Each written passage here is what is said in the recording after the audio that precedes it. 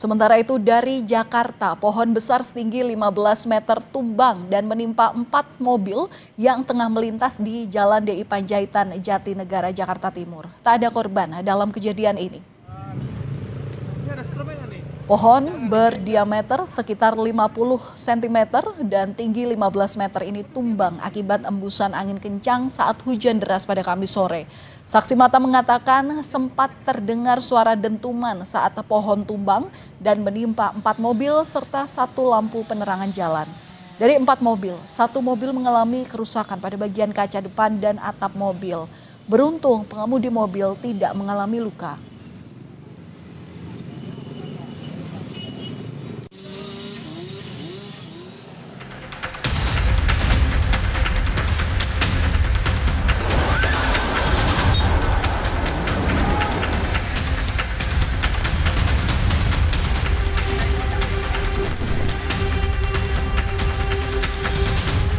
Hujan belum mengguyur kawasan Senayan, Jakarta pada Kamis siang.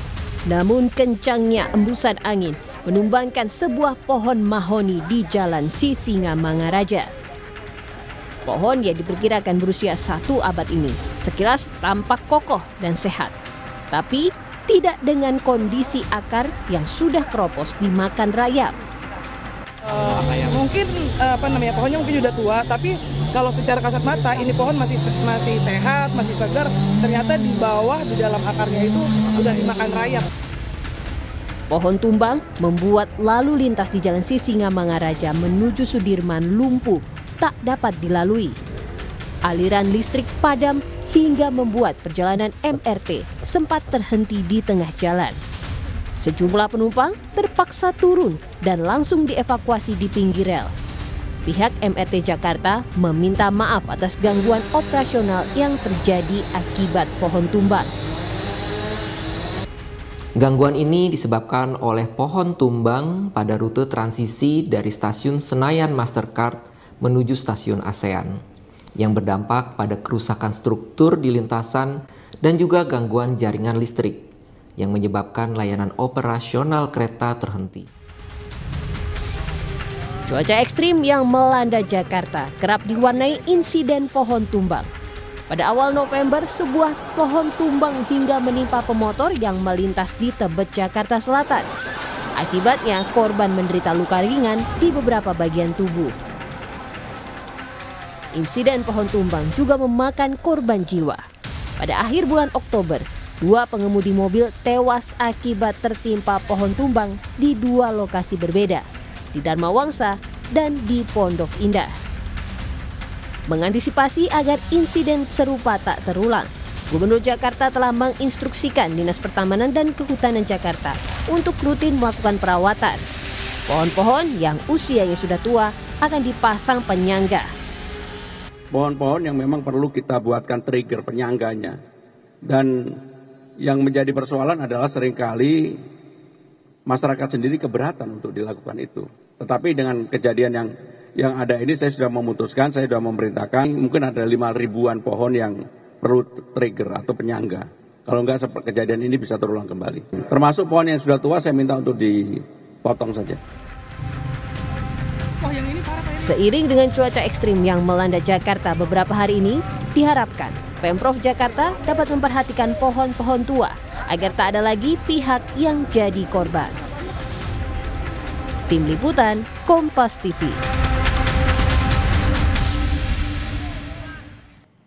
Terkait penataan pohon di Jakarta untuk mengantisipasi insiden pohon tumbang, kita akan bahas dengan pengamat tata kota Yayat Supriyatna. Selamat malam Pak Yayat. Ya, selamat malam Mbak Valen. Ya.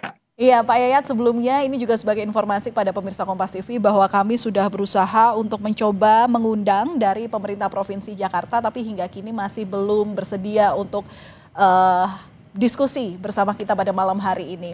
Langsung saja Pak Yayat, kami tanyakan, ini sesuai dengan pernyataan dari Gubernur Jakarta Pramono Anung, pemeliharaan sudah dalam instruksi dan sudah rutin dilakukan. Tapi mengapa masih saja terjadi insiden pohon tumbang? Kira-kira apa yang perlu diperbaiki? Ya, toppingnya sudah banyak dilakukan, pemangkasan untuk menyesuaikan tajuk sama akarnya. Tapi yang agak kurang itu adalah pohonnya banyak yang sakit. Yang mungkin potensi sakitnya ini kan rata-rata pohon sudah di atas 50 tahun. Ya. Mahoni itu sebetulnya umurnya tuh 50 tahun adalah usia kritis ke atas. Jadi seperti kasus yang di Sisingamangaraja ditemukan katanya ada rayap dan akarnya sudah tidak mampu menahan beban pohon yang demikian besar. Jadi yang menjadi masalah sekarang adalah bagaimana pemetaan kawasan rawan pohon tumbang. Nah, kalau kita lihat pemetaan ruangnya itu ada dua wilayah yang paling rentan, Jakarta Selatan dan sekitar Jakarta Timur. Tapi yang paling rentan itu adalah Jakarta Selatan. Pertama satu, pada Jakarta Selatan tuh khususnya pada koridor jalan-jalan utama, itu koridor yang banyak pohon besar dan tingkat kerapatannya tinggi. Dan kita ingat bahwa wilayah itu adalah wilayah yang paling rentan karena usianya di atas rata-rata lebih dari 50 tahun. Yang kedua yang perlu diperhatikan adalah apakah pohonnya sehat atau tidak. Kalau untuk misalnya topping itu betul bisa dilakukan, tapi sebetulnya selain topping kita juga harus memetakan kondisi akarnya. Karena beberapa tahun yang lalu saya juga pernah dilibatkan untuk katakanlah program dokter pohon. Nah, Jakarta ini kekurangan dokter pohon, maksudnya itu orang untuk mengidentifikasikan wilayah mana dan jenis pohon yang bagaimana yang sebetulnya sangat rentan. Karena sekali lagi kondisi akar itu tidak pernah terlihat secara kasat mata dia sudah kritis atau tidak. Maka saya menyarankan petakan kembali pada jalan utama dengan mobilitas tinggi di mana kiri kanannya terdapat pohon-pohon tua. Nah, sekarang sebetulnya kalau sudah ketahuan pohon-pohon tua yang lebih dari 50 tahun atau 100 tahun, jadikan zona itu menjadi zona prioritas untuk keselamatan. Kalau tidak, ya banyak pohon yang tiba-tiba tumbang. Yang kedua, ada beberapa pohon yang tumbang karena tajuknya terlalu lebar, sudah terlalu lebat, tidak sempat untuk dipotong. Ya, baru tadi memang sarannya Pak Gubernur untuk memasang steger. Memang menarik ya kalau ada pernyataan gubernur yang mengatakan masyarakat agak sensitif kalau ada pohon ditebang, panas, kurang teduh dan sebagainya. Padahal itu adalah bagian dari keselamatan sebetulnya. Nah, sekarang menjadi masalah adalah kita kadang-kadang terlambat menebang pohon pada saat musim hujan dan angin kencang. Harusnya ini dilakukan pada saat sebelum musim hujan masuk, sehingga aspek pertimbangan keselamatan karena cuaca, angin kencang itu juga berpengaruh. Ya, Perlu Pak Yayat kita ini pahami. tapi ini Ya. kan pohonnya banyak di beberapa titik. Kemudian di daerah Jaksel itu memang sering terjadi pohon tumbang. Kendalanya apa Ya. sih dengan segala sedemikian rupa perawatan itu sudah dilakukan? Dan tadi ada masalah baru, ternyata akarnya yang nggak sehat. Nah, Ya. apakah sampai sekarang itu belum dilakukan? Atau memang saking banyaknya pohon, jadi pembenahan terutama untuk akarnya tuh belum tersentuh sama sekali? Ya. Ya, pertama saya sependapat kita kurang atau terlambat melakukan identifikasi tingkat kekritisan pohon. Biasa contoh ya dikasih pin itu, misalnya hijau, merah atau kuning. Kalau pohon-pohon yang memang harus ditebang, harus segera ditoping, itu misalnya nggak dikasih warna merah, bahwa pohon ini harus diselamatkan, dipasang steger, toppingnya segera dilakukan. Atau pohon yang sehat dan hijau. Nah, sekarang pendataannya itu lengkap atau tidak gitu. Nah, seperti kita lihat di gambar ini pohonnya besar sekali kan, tajuknya tuh sangat lebar, tapi tidak pernah diketahui apakah ini pohon sehat atau tidak. Nah, kalau ada pohon sehat atau tidak, itu sederhana aja. Identifikasikan untuk ruas-ruas utama jalan Jakarta pada kawasan mana yang paling rawan, kemudian periksa pohon. Kemudian dikasih apa ya? Dikasih penanda untuk dia sehat, sakit, atau memang kritis. Nah, kemudian yang kedua yang perlu diingatkan kepada masyarakat juga, hati-hati ya misalnya melintas. Memang agak sensitif ya. Hati-hati melintas pada koridor yang terlalu banyak pohon yang sedang usia di atas 50 tahun atau 100 tahun lah. Yang kedua dihimbau jangan parkir mobil di bawah pohon saat musim penghujan atau angin kencang. Khususnya pada pohon-pohon yang tua. Ini menarik ya, karena apa? Ketika orang ingin parkir selalu ingin di bawah pohon supaya teduh dan sebagainya. Tapi diingat bahwa faktor cuaca itu sangat mempengaruhi. Khususnya pada apa? Pohon yang tajuknya sangat lebar. Nah, sekarang pertanyaannya, apakah Pemprov DKI bersedia atau tidak membuka informasi data seluas-luasnya tentang koridor jalan dengan tingkat kekritisan pohon yang sakit, yang tua, atau misalnya pada koridor jalan yang belum sempat dilakukan topping secara selesai gitu. Artinya ada garansi. Ya, nah Mbak Yayat, ini kan ngobrol, bisakah Pemprov ini melakukan catatan-catatan yang tadi juga Anda sampaikan. Nah, ini kan melihat sampai akhir tahun kemungkinan potensi cuaca ekstrim masih akan terjadi. Dengan segala catatan Anda, mungkinkah Pemprov bisa mengerjakan hal ini? Karena ya kita harapannya jangan ada lagi pohon tumbang yang kemudian berdampak bagi masyarakat luas. Salah satunya seperti tadi berdampak pada perjalanan transportasi umum MRT. Ya, oke. Nah ini menarik ya.